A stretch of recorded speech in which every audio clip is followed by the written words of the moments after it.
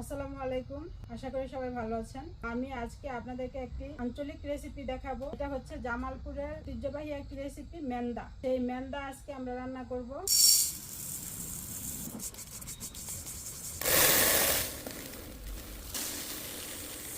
আমি নিয়েছি মুগের ডাল আর মসুরের ডাল। ডালগুলো আমি ধুয়ে নিব এখন। আর ডালটা ধোয়া কমপ্লিট। এখন আমি এই যে অল্প পানি আছে, এটার মধ্যেই ডালটা আমি ভিজিয়ে রাখবো প্রায় 1 ঘন্টার মতো।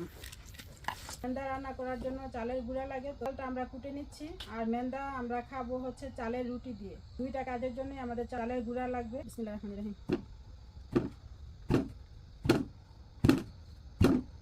আমাকে সাহায্য করছে আমার আন্টি, দুই আন্টি। এটা হচ্ছে আপনাদের পরিচিত ভাইরাল ভাবি।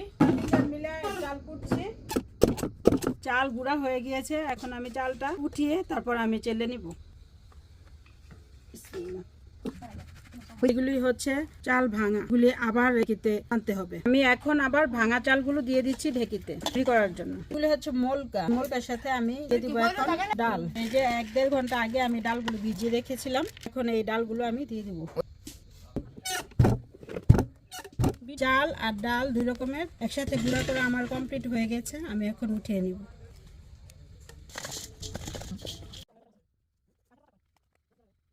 গোস্ত কাটা শেষ, এখন গোস্তগুলি ধুয়ে নিবে আন্টি সুন্দর করে পরিষ্কার করে।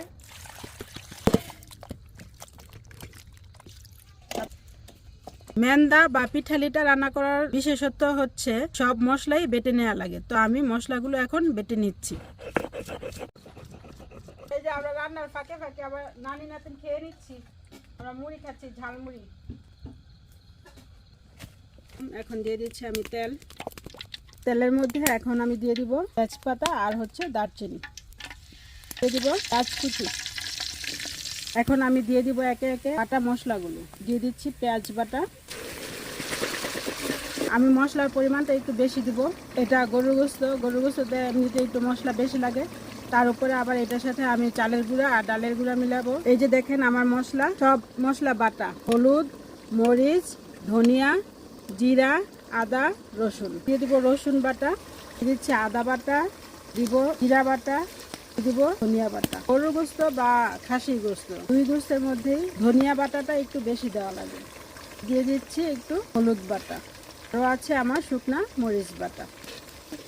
আমি যেহেতু বাটা মশলা দিয়েছি, সেই জন্য আমার মশলা দেওয়ার সাথে সাথে পানি দেওয়া লাগেনি। তো এতক্ষণ আমি তেলের মধ্যে মশলাটা কষালাম। তো এখন আমি একটু পানি দিয়ে দেবো, পানি দিয়ে তারপর মশলাটা একটু কষাবো।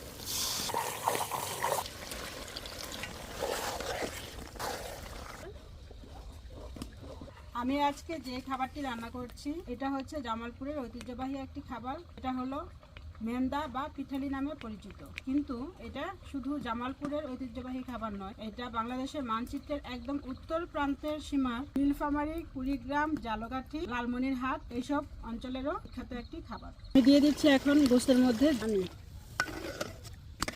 মেন্দার জন্য চালের গুঁড়া আর হচ্ছে ডালের গুঁড়া নিয়েছি। এখন আমি এটাকে একটু পানি দিয়ে গুলিয়ে নিব। দিয়ে দিচ্ছি পরিমাণ মতো পানি। ঘনত্বটা এরকমই রাখতে হবে। জল সিদ্ধ হতে হতে অনেকটাই শুকিয়ে গিয়েছে, সেই জন্য আমি এই যে ডালের সাথে পানির পরিমাণটা একটু বাড়িয়ে দিয়েছি। তো এখন আমি এই পানি সহ ডালটা দিয়ে দিব।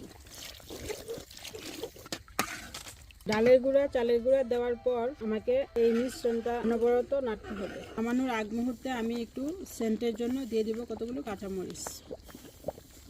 এখন দিয়ে দিব আমি ধনেপাতা। আমার রান্না কমপ্লিট, এখন আমি এটা নামিয়ে ফেলব। যারা রেগুলার মেন্দা রান্না করেন তারা নিশ্চয়ই দেখে বুঝতে পেরেছেন মেন্দাটা তো সুন্দর এবং লোভনীয় হয়েছে দেখতে। তো তোমরা যারা যারা ওই জায়গাগুলো থেকে আমাদের ভিডিওটা দেখছো, তারা কিন্তু একটু কমেন্টস করে বলে যাবে আসলে কি তোমাদের এলাকায় এই খাবারটা জনপ্রিয় কিনা।